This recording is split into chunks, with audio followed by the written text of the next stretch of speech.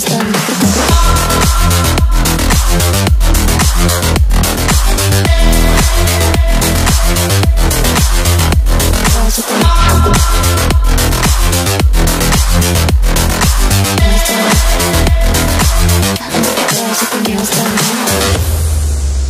students, welcome to our academy.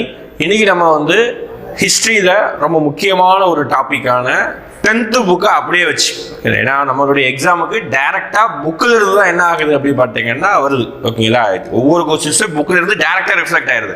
அதுக்கு நம்ம புக்கை வச்சு தயார் பண்ண மெட்டீரியல் படிக்கிறதோ அல்லது நம்ம எழுதி போட்டு இருக்கிறத விட டைரக்டா நம்ம புத்தகத்தில் படிக்க போறோம். ஒரு பாயிண்ட் கூட விடாம ஒரு லெசனை கம்ப்ளீட்டா முடிச்சிடுறோம்.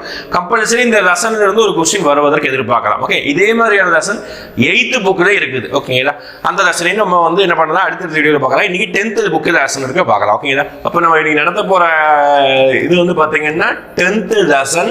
ஓகேங்களா, சரி, 10th புக்ல சோசியல் சயின்ஸ்ல 6th லெசன் 6வது பாடம், ஆங்கிலேயர்களுக்கு ஆட்சிக்கு எதிராக தமிழகத்தில் நடந்த தொடக்க கால கிளர்ச்சிகள். ஓகேங்களா, இப்போ ஆங்கிலேயர்கள் பிரிட்டிஷ்காரங்க அவங்க இந்தியாவை கிட்டத்தட்ட 300 வருஷம் ரூல் பண்ணாங்க. அந்த 300 வருஷத்துல இந்தியாவில் பல இடங்கள்ல கலகம் ஏற்பட்டது. 1857 புரட்சி, பாப்னா கலகம், சாந்தல் கலகம், கோல் கிளர்ச்சி, எக்கச்சக்கமான கிளர்ச்சி சொல்லலாம். ஓகேங்களா, அதே மாதிரி தமிழ்நாட்டில் எந்தெந்த பகுதிகளை யார் யார் கிளர்ச்சி பண்ணாங்க, எந்தெந்த ஊர்களில் கிளர்ச்சி நடந்தது அப்படின்னு சொல்லிட்டு டைட்டிலுக்கு நேரா ஒரு புகைப்படம் கொடுத்துருக்காங்க பாருங்க. இந்த புகைப்படம் நிறைய பேர் இப்போ பார்த்துருப்பீங்க. வேலூர் கோட்டை. இப்போ இதே ஆன்சர் கொடுத்துருக்காங்க. இதுக்கு என்ன சம்பந்தம் அப்படின்னா, வேலூர்லையும் தொடக்க காலத்தில் ஒரு கிளர்ச்சி நடந்தது 1806. அதை கடைசியை நம்ம பார்ப்போம். ஓகேங்களா, தொடக்கத்தில் குரோனாலஜிக்கல் அடிப்படையில், காலவரிசை அடிப்படையில் யாரெல்லாம் கிளர்ச்சி பண்ணாங்க, ஏன் கிளர்ச்சி பண்ணாங்க, அந்த நபர்களுடைய பெயர் என்ன, எல்லாத்தையும் பார்க்கலாம். அதுக்கு முன்னாடி இந்த லெசனுடைய அறிமுகத்தை பார்க்கணும். ஓகேங்களா, பாருங்க. ஃபர்ஸ்ட் அறிமுகம் என்ன அப்படின்னு பார்த்தீங்கன்னா, பிரெஞ்சு படைகளையும் அதோடைய தோழமை கொண்டிருந்த இந்திய ஆட்சியாளர்களையும் 3 கர்நாடக போரிலும் தோற்கடித்த கிழக்கிந்திய கம்பெனி தனது அதிகாரத்தை செல்வாக்கையும் விரிவாக்கி ஒருங்கிணைக்க தொடங்கியது. ஆக்சுவலா தொடக்கத்துல ஆங்கிலேயர் கிளர்ச்சி ஏற்படுவதற்கு, தொடக்காலத்துல நம்ம ஊர்ல கிளர்ச்சி ஏற்படுவதற்கு முன்னாடி கர்நாடக போர் நடந்திருக்கும். 1700களில் கர்நாடக, 1800களில் கர்நாடக போர் நடந்திருக்கும். அந்த கர்நாடக போர் தான் பிரிட்டிஷ் அரசாங்கம் வலிமையடைவதற்கு மிக மிக முக்கிய உந்துதலாக இருந்தது. கர்நாடக போருக்கு வெற்றி அடைந்ததுனால மட்டும்தான் தமிழ்நாடு பகுதி முழுவதும், தமிழ்நாடு சொல்லக்கூடாது, அந்த டைம்ல மெட்ராஸ் மாகாணம், மெட்ராஸ் பகுதி முழுவதும் எல்லாமே பிரிட்டிஷுடைய கண்ட்ரோலுக்கு வந்தது. அது ஒரு உடன்படிக்கை போட்டிருப்பாங்க, அதன் மூலமா கண்ட்ரோலுக்கு வந்துடும்.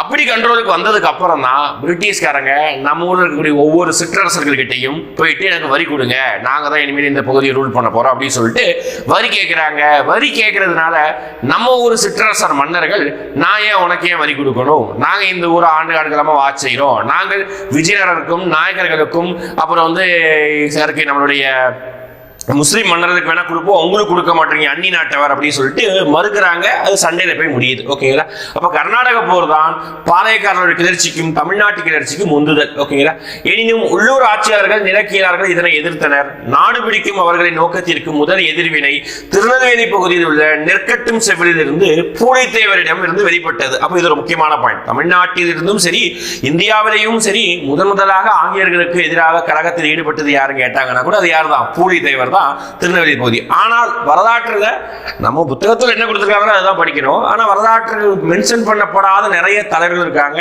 அவங்களும் தமிழ்நாட்டில் விடுதலைக்கு முன்பாக இந்தியாவிலேயே ஃபர்ஸ்ட் அவங்களும் போராடினவங்களும் சொல்லுவாங்க. ஓகே, அது ஒவ்வொரு இடத்துல ஒரு மாதிரி சொல்லுவாங்க. நம்ம புக்கில் இருக்கோ அதை படிச்சுக்கிறோம். ஓகே, இதைத் தொடர்ந்து வேலு நாச்சியார், வீரபாண்டிய கட்டபொம்மன், மருது சகோதரர்கள், தீரன் சின்னமலை, இவங்க எல்லாரையும் பத்தி இன்னைக்கு படிக்க போறேன். இந்த லெசன்ல பார்க்க போறது எல்லாமே இப்ப நான் சொன்ன நபர்களுடைய பெயர்கள் தான். ஓகேங்களா, எதிர்த்தனர். பாளையக்காரர் போர் என அறியப்படும். இவங்க எல்லாரும் சண்டை போட்டதுக்கு பேர் தான் பாளையக்காரர் போர். இது ரொம்ப முக்கியமான வார்த்தை. ஓகேங்களா, இவங்க எல்லாரும் சண்டை போட்டதுக்கு பேர் தான் பாளையக்காரர் போர். இதுல முதலாம் பாளையக்காரர், இரண்டாம் பாளையக்காரர் போர் வரும். அடுத்து நான் சொன்னது 1806 நிகழ்ந்த வேலூர் புரட்சி இட்டு சென்றது. தமிழ்நாட்டில் பிரிட்டிஷாருக்கு எதிராக தோன்றிய தொடக்க கால எதிர்ப்பு பற்றி இப்பாடத்தில் காணலாம். அதுதான் பார்க்க போறோம். ஓகேங்களா, அப்போ மெயினா இந்த நபர்களுடைய பத்தி பார்க்க போறோம். 1806 வேலூர் கழகத்தை பத்தி பார்க்க போறோம். ஓகேங்களா, அப்ப இந்த நபர்கள்லாம் எப்படி சிற்றரசு சிற்றரசர்களாக மாறினாங்க அது தெரிஞ்சுக்கணுங்க. இவங்க ஏன் சிற்றரசர்கள் சொல்றோம் அது தெரிஞ்சுக்கணுங்க. அதுக்காக தான் நம்ம பாளையக்காரர்களும் பாளையங்களும், அதாவது பாளையங்களும் பாளையக்காரர்களும். பாளையம்னா என்ன அப்படின்னா நிறைய ஊருடைய பெயரை தான் பாளையம் முடியும். கேள்விப்பட்டிருக்கீங்களா? ஓகேதா? மேட்டுப்பாளையம், ஓகேதா? இந்த மாதிரி பாளையம் முடிஞ்சாலே அங்கு ஒரு சிற்றரசர்களால் வந்து உருவாக்கப்படக்கூடிய ஒரு ஆட்சி, அது அந்த ஊரா இருந்திருக்கும். அதனாலதான் அந்த ஊரை ஆள்பவர்கள் பாளையக்காரர்கள். ஓகே, அந்த ஊருக்கு ஊருடைய தலைவர்கள் பெயர் வச்சிருக்காங்க. ஓகே, இப்போ பாளையம் என்ற சொல் ஒரு பகுதியோ ஒரு இராணுவ முகாமையோ அல்லது சிற்றரசையோ குறிப்பதாகும். ஓகே, ஒரு பகுதியை குறிக்கும் பாளையம்னா, அப்படின்னா ஒரு ராணுவ முகாம் கேம்ப் போட்டு அங்க சோல்ஜர்ஸ் இருப்பாங்க, அப்படின்னா சிற்றரசரையோ குறிக்கும். ஓகேங்களா? இவர்கள் ஆங்கிலேயர்களால் போலிகார் என்று அழைக்கப்படுகிறார். நல்லா கவனிச்சுக்கோங்க. ஆக்சுவலா பாளையங்களை ரூல் பண்றவங்க தமிழ்ல நம்ம பாளையக்காரர் சொல்றோம். ஆனா ஆங்கிலேயர்களுக்கு எல்லாமே பாத்தீங்கன்னா நம்ம தமிழ்ல சொல்லக்கூடிய வார்த்தைகள் எல்லாமே கரெக்டா ப்ரொனவுன்ஸ் பண்ண முடியாது. அவங்க இங்கிலீஷ்ல ப்ரொனன்சியேஷன் பண்ணும்போது அவங்க பேசும்போது அந்த வார்த்தைகள் வந்து மாறும். அப்படி நிறைய வார்த்தைகள் வந்து மாறி இருக்குது. ஓகேங்களா? அப்படி பார்க்கும்போது தான் பாளையக்காரர் அவங்க என்ன சொல்றாங்க, அவங்க சொல்லும்போது போலிகார் சொல்றாங்க. ஓகேங்களா? அந்த போலீஸ்ங்கிற வார்த்தை மாதிரி போலிகார் அந்த மாதிரி வார்த்தை வருது. ஓகேங்களா? என்ற சொல் தமிழ் சொல் இறையாண்மை கொண்ட ஒரு பேரரசுக்கு கப்பம் கெட்டும் குறுநில அரசை குறிக்கிறது. ஓகேங்களா? அப்போ ஆங்கிலேயர்கள் நம்ம பாளையக்காரர் எப்படி சொல்லிட்டாங்க, போலிகார் என்று அழைக்கிறார். இவ்வமைப்பின் கீழ் தனிநபர் ஒருவர் ஆற்றிய சீரிய ராணுவ சேவைக்காக அவரின் கட்டுப்பாட்டின் கீழ் பாளையம் கொடுக்கப்பட்டது. வாராங்கல் ரொம்ப முக்கியமானதுப்பா. வாராங்கலை சேர்ந்த பிரதாபருத்ரன் ஆட்சி காலத்தில் காக்கத்திய அரசால் இப்பாளையக்காரர் முறை நடைமுறைக்கு வந்தது. ரொம்ப முக்கியமான பாயிண்ட், நோட் பண்ணி வச்சுக்கோங்க. ஓகேங்களா? ஆக்சுவலா நம்ம ஊர்ல தமிழ்நாட்டில் பாளையக்காரர் முறை இருந்தது. ஆனா தொடக்கத்தில் முதலாக பாளையக்காரர் முறை எங்க இருந்ததுன்னா காக்கத்திய வம்சத்தை ஆண்ட வாராங்கல் பகுதியை ஆண்ட காக்கத்திய வம்சத்தை சேர்ந்த பிரதாபருத்ரன் அவருடைய ஆட்சி காலத்துல முதல் முறையாக இந்த பாளையக்காரர் முறையை வந்து அவர் ஃபாலோ பண்ணார். ஓகே, முறைனா ஒன்றும் பெரிய அளவு கிடையாது. ஒரு பெரிய பகுதி இருக்கும், அதை வந்து ஒரே மன்னர் ரூல் பண்ண முடியாது, இவரால் ரூல் பண்ண முடியல. அதனால சிறு சிறு பகுதிகளாக பிரிச்சு கொடுத்து ஒவ்வொரு மன்னர்கிட்டையும் ரூல் பண்ண விட்டுட்டார். அதுக்கு பேர் தான் என்னது, பாளையக்காரர் முறை. ஓகேங்களா? இதுல நம்ம தமிழ்நாட்டில் யார் ரூல் பண்ணா, இதே வாராங்கல் காக்கத்தியா இந்த ஊரை வந்து நம்ம வேற எங்கேயோ கேள்விப்பட்டிருப்போம், நல்லா படிச்சிருக்கேன் தெரிஞ்சிருப்போம். டெல்லி சுல்தான் டைம்ல அலாவுதீன் கில்ஜியுடைய படையெடுப்புலையும் இந்த ஊரை கேள்விப்பட்டிருப்போம். ஞாபகம் நினைக்கிறேன். அப்படி ஞாபகம் இருக்கிறவங்க டெல்லி சுல்தான் அலாவுதீன் கில்ஜியுடைய படையெடுப்புல இந்த ஊரை கைப்பற்றிய படைத்தளபதி யார்? ஓகே, கமெண்ட் பண்ணுங்க. ஓகே ரைட், இங்க பாருங்க. இது தமிழ்நாட்டில் யார்? ஓகேங்களா? மதுரை நாயக்கராக இருந்த வருஷம் முக்கியம். மதுரை நாயக்கராக இருந்த 1529ஆம் ஆண்டு பதவியேற்ற விஸ்வநாத நாயக்கர். எல்லாமே முக்கியம்பா, பேர்கள் தான் முக்கியம். இந்த டாபிக்கை பொறுத்த வரைக்கும் பேர் முக்கியம். இயரும் கேள்வி கேட்பாங்க. அப்ப இயர் எப்படி ஞாபகம் வச்சுக்கலாம்னா 1529 விஸ்வநாத நாயக்கர். இந்த இயருக்கு வந்து நீங்க வந்து சொல்ற இயர் எப்பவுமே பர்டிகுலரா ஞாபகம் வச்சுக்கிறது ஒரு சில இயர்ஸ் மட்டும் தான். ஓகேங்களா? இல்லைன்னா ஒரு சில இயர் தோராயமா கிட்டத்தட்ட அந்த இயர் அப்படிங்கிறது மாதிரி ஞாபகம் வச்சுக்கோங்க. அப்போ இது வந்து கிட்டத்தட்ட 1500 மாதிரி ஞாபகம் வச்சுக்கோங்க. விஸ்வநாத நாயக்கர் அவர் தம் அமைச்சரான அரியநாதர் உதவியுடன் தமிழகத்தில் இம்முறையை அறிமுகப்படுத்தினார். அப்ப ரெண்டு பேர் முக்கியம். பாளையக்காரர் முறை தமிழ்நாட்டில் அறிமுகப்படுத்தியது யாருன்னு கேட்டாங்கன்னா விஸ்வநாத நாயக்கர். ஓகேங்களா? அவருக்கு உதவியவர் அல்லது பாளையக்காரர் முறை வருவதற்கு உதவியவர் யாருன்னா அவருடைய அமைச்சர் யாரு, அரியநாதர். ரெண்டு பேருடைய பெயர் முக்கியம். சரி சார், இந்த நாயக்கர் அப்படின்னா என்ன? விஜயநகர பேரரசு உருவாக்கிய முறைக்கு பெயர் தான் நாயக்க வம்சம் அப்படி சொல்லுவாங்க. நாயக்கர் முறை அது கிருஷ்ணதேவராயர் தான் உருவாக்கிய பேர். அந்த டைம் தான் இந்த இயரும் கூட. ஓகேங்களா? கிருஷ்ணதேவரோட முடிவு காலம் தான் இந்த இயரும். அப்போ அவர் கொண்டு வந்ததுதான் தமிழக பகுதிகளை நிறைய நாயக்கர்கள் ரூல் பண்ணாங்க. மதுரை நாயக்கர், செஞ்சி நாயக்கர், தஞ்சாவூர் நாயக்கர் இவங்கெல்லாம் ரூல் பண்ணுவாங்க. அதுல மதுரை நாயக்கர் விஸ்வநாத நாயக்கர் முக்கியம். ஓகேங்களா? இம்முறை உருவாக்கினாரு. பரம்பரையாக 72 பாளையக்காரர்கள் இருந்திருக்க கூடும் அப்படின்னு சொல்றாங்க. கரெக்டா சொல்லல, ஆனா நமக்கு டேட்டாவும் இதுதான். மொத்தம் எத்தனை பாளையங்கள் கேட்டாங்க, 72 பாளையங்கள் தான். ஓகேங்களா? ஞாபகம் வச்சுக்கோங்க. இந்த 72ங்கிற நம்பர் வரலாற்றில் ரொம்ப முக்கியமான இடத்துல நிறைய இடங்கள்ல வரும். ஃபார் எக்ஸாம்பிள் வந்து காங்கிரஸ் உடைய முதல் மாநாடில் கலந்து கொண்டதும் 72 பேர் தான். தமிழ்நாட்டுடைய பாளையக்காரர்களுடைய எண்ணிக்கையும் 72 பேர் தான். ஞாபகம் வச்சுக்கோங்க. ஓகேங்களா? ரைட். அப்போ பாளையக்கார முறை எங்க இருந்தது, வாராங்கல். அதே மாதிரி நான் வீடியோ முடிஞ்சதுக்கப்புறம் லாஸ்ட்ல கேள்வி கேட்கிறேன், கேள்வி கமாண்டும் பண்ணிடணும். ஓகேங்களா? வாராங்கல் போது காக்கத்திய மன்னர் பிரதாபருத்ரன் அவர்கிட்ட இருந்தது. தமிழ்நாட்டில் மதுரை நாயக்கர் விஸ்வநாத நாயக்கர் அவர்கிட்ட இருந்தது. ஓகேங்களா? அவர் கொண்டு வந்தாரு. அரியநாதர் உதவி பண்ணாரு. மொத்தம் 72 பாளையங்கள். இந்த 72 பாளையங்கள் எப்படி செய்யப்பட்டது, இவங்க என்ன செய்யறாங்க, உங்களுடைய வேலை என்ன, 72 பாளையங்களுடைய வேலை என்ன அப்படின்னு பார்க்கலாமா? பாளையக்காரர்கள் வரி வசூலிப்பதிலும் நிலப்பகுதி நிர்வகிப்பதிலும் வழக்குகளை விசாரிப்பதிலும் சட்டம் ஒழுங்கை பாதுகாப்பதிலும் தன்னிச்சையாக செயல்பட முடிந்தது. ஓகேங்களா? அப்ப பாருங்களேன், இந்த குரோனாலஜி எப்படி இருக்கு பாருங்க. விஜயநகர பேரரசுல மன்னர் இருப்பார். ஓகேங்களா? அவருக்கு கீழே தமிழ்நாடு இருந்ததுனால தமிழ்நாட்டை ஒரே ஆளா ரூல் பண்ண முடியாது. ஒரு நாயக்கர், 3 நாயக்கர். நாயக்கர்களுக்கும் கீழே தான் யாரு? பாளையக்காரர்கள். புரியுதா? பாளையக்காரர்கள் லோக்கல் ஏரியா ஒரு 8 பட்டி கொடுத்துருவாங்க, அவ்வளவுதான். அந்த 8 பட்டிக்கு அவர் தான் கண்ட்ரோல். அவர் பாளையக்காரர். அவருக்கு ஹெட்டு நாயக்கர்கள், மதுரை நாயக்கர். இப்போ மதுரைனா மதுரை கீழே இருக்கக்கூடிய ஒரு 8 டிஸ்ட்ரிக்ட், மதுரை, சிவகங்கை, ராமநாதபுரம், தூத்துக்குடி, திருநெல்வேலி, இந்த சைடு தேனி, இது வரைக்கும் மதுரை நாயக்கர்.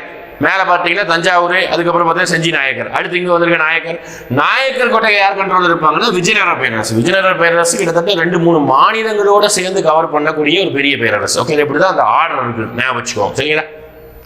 அப்ப இதுல பாளையக்காரர்கள் அந்த 8 பட்டி ஊர்களையும் வரி வசூல் செய்வாங்க, சட்டம் ஒழுங்கு நிர்வகிப்பாங்க. ஏதாவது நில தகராறு, ஓகேங்களா, இவன் அடிச்சிட்டான், இவன் நிலத்தை பிடிங்கிட்டான், இந்த பிரச்சனைகளை சட்டம் ஒழுங்க, அதுக்கப்புறம் பார்த்தீங்கன்னா வழக்குகளை விசாரிப்பதில், அப்புறம் வந்து நிலப்பகுதி நிர்வகிப்பதில் எல்லாத்திலையும் அவங்க இண்டிபெண்டா ரூல் பண்ணாங்க. அவங்கள மீறி யாருமே செய்ய முடியாது. அந்த அளவுக்கு வந்து சுயமா ரூல் பண்ணாங்க. அது ஒரு 5 வருஷம் 10 வருஷம் கிடையாது, பரம்பரையாக. அதனாலதான் நிலவரி வசூல் பண்ணும்போது கேட்காங்க, நாங்கள் தான் வந்து 7-8 தலைமுறையாக வந்து இந்த பகுதியை வந்து ரூல் பண்றோம் சொல்லிட்டு மன்னர்கள் சொல்லியிருப்பாங்க. ஓகேங்களா, ரைட்? அப்போ பரம்பரை பண்ணியிருக்காங்க. அவர்களது காவல் காக்கும் கடமை படிக்காவல் என்று, அரச காவல் என்றும் அழைக்கப்பட்டது. இந்த வார்த்தை முக்கியப்பா, ஓகேங்களா? அவங்க காவல் காக்கிறதுனால அதோடைய பேர் என்ன? படிக்காவல் அல்லது அரசு காவல் என்று அழைக்கப்பட்டது. பல்வேறு சந்தர்ப்பங்களில் நாயக்க ஆட்சியாளர்கள் தங்கள் அதிகாரத்தை தக்க வைத்துக் கொள்ள பாளையக்காரர்கள் உதவினர். ரொம்ப முக்கியமானது பாருங்க. பாளையக்காரர்களும் அரசர்களுக்கு இடையேயான தனிப்பட்ட உறவு புரிதல் மதுரை நாயக்கர்களால், வச்சுக்கோங்க, தனிப்பட்ட புரிதல் மதுரை நாயக்கர்களால் இம்முறை நிறுவப்பட்டதிலிருந்து 200 ஆண்டுகளுக்கு மேலாக, அதாவது ஆங்கில நிலப்பகுதியை தங்கள் வசம் கொண்டு வரும் வரை நீடித்திருந்தது. அப்ப 200 ஆண்டுகள், ஞாபகம் வச்சுக்கோங்க. உருவானது 1529. ஆனா அங்க அடிச்சு பிடிச்சி சண்டையெல்லாம் ஆரம்பிக்கிறது 1770களுடைய எண்டிங்ல சண்டைகள் தான் ஆரம்பிக்கும். புலித்தேவரை சண்டை போட ஆரம்பிச்சிருவாரு, 50 சண்டை போட வந்துருவாங்க. ஆனா அந்த எண்டிங் டைம்ல 1800கள் தான் பீக்கு போயிடும். மொத்த தமிழ்நாட்டையும் எல்லா கண்ட்ரோலையும் பிரிட்டிஷ்காரன் எடுக்க ஆரம்பிச்சிருவான். ஓகேங்களா? அப்படிதான் வந்து ஆரம்பிக்குது. அப்ப கிட்டத்தட்ட தோராயமா ஒரு 200 வருஷம் என்ன செய்யறாங்க? இந்த பாளையக்காரர்கள் இங்க ரூல் பண்றாங்க. அப்ப 200 வருஷம்னா எத்தனை தலைமுறை இருந்திருக்கும் பாத்துக்கோங்க.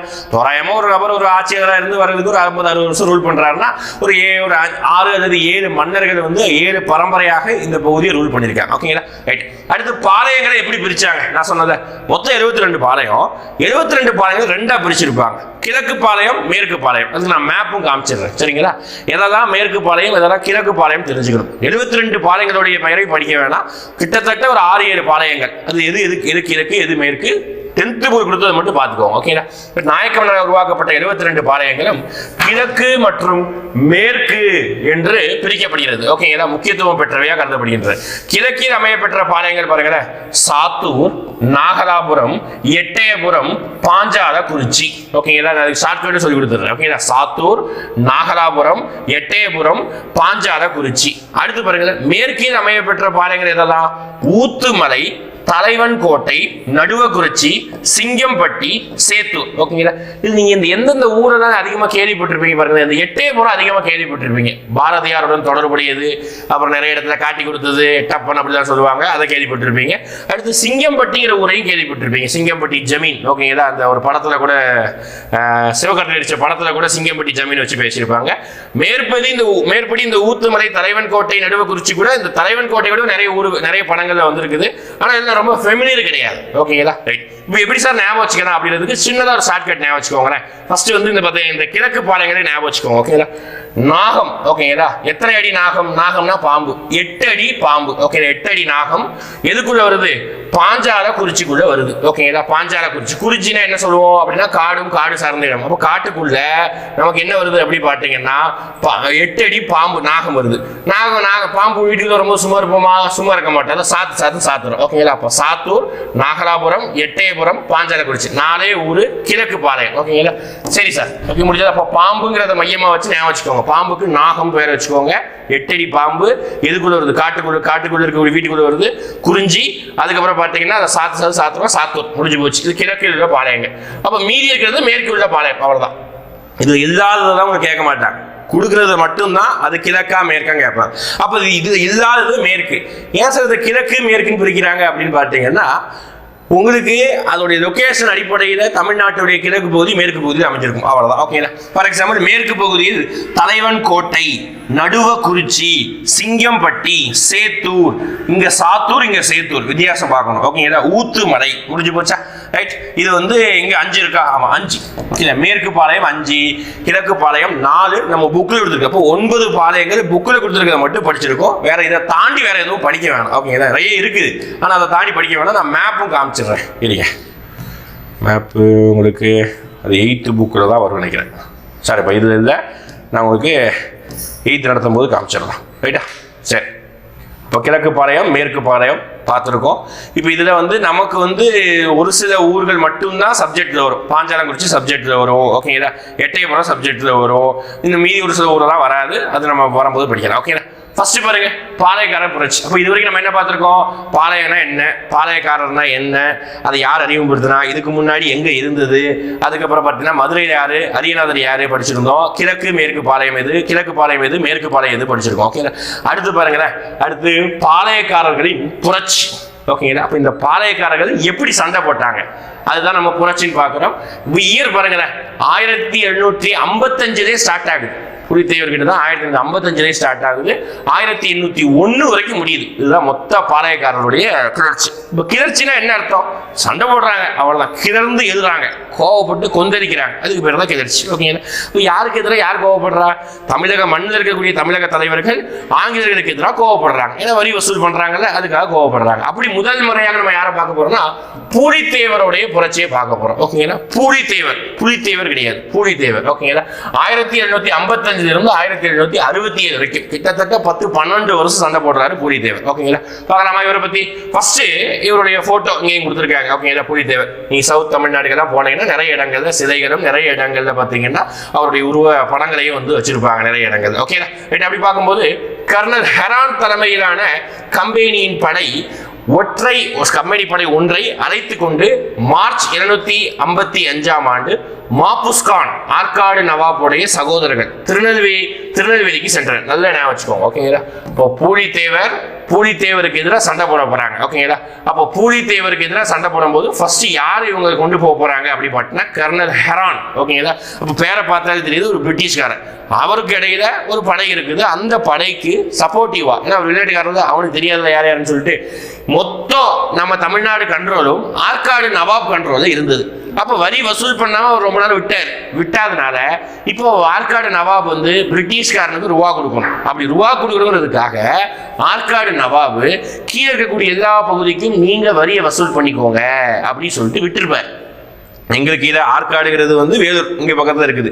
அது கீழே இருந்து பார்க்கும்போது இந்த எல்லா பகுதியும் நீங்கள் எல்லாத்தையும் வரி வசூல் பண்ணிக்கோங்க, நான் உங்களுக்கு ஹெல்ப் பண்ணுறேன்னு சொல்லிட்டு தான் மாபுஸ்கான் கூட கூட்டிட்டு போய் கர்னல் ஹெரான் போவாங்க. இப்போ போன போது பிரச்சனை வருது. ஃபர்ஸ்ட் எங்கே போகிறாங்க? திருநெல்வேலி பகுதிக்கு போகிறாங்க. ஏன்னா அந்த பகுதியில் தான் வந்து பூலித்தேவர் ஆட்சி புரிந்திருந்தார். ஓகேங்களா? இப்போ மதுரையில் எளிதில் அவர்கள் கையில் விழுந்தது. ஓகேங்களா? சில மதுரை பக்கத்திலையும் படைகள் வந்து வரி கேட்டாங்க. ஆனால் மதுரை பகுதி ஈஸியாக வந்து கர்னல் ஹெரான் தலைமையில் கைக்குள்ள வந்திருக்கும். அதன் பின் தொடர்ந்து கம்பெனிக்கு கீழ்ப்படிய மறுத்து வந்த பூலித்தேவரை அடக்க கர்னல் ஹெரான் பணிக்கப்பட்டார். ஓகேங்களா?